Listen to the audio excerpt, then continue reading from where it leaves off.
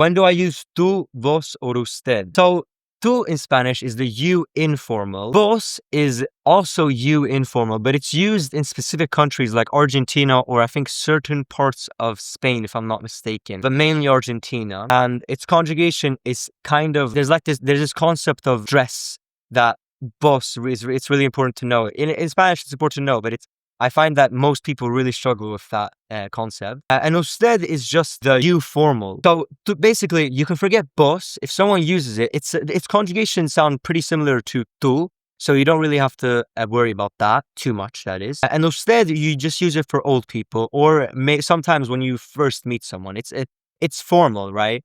But one thing is that in English, we don't really speak that formally to elders. Not necessarily, right? At least not linguistically. But in Spanish, you do. So you would use usted. So yeah. And the conjugation for usted is just the same as he, she, it. And that's why I always group he, she, it, and you formal together, because they're all the same thing in terms of like conjugation.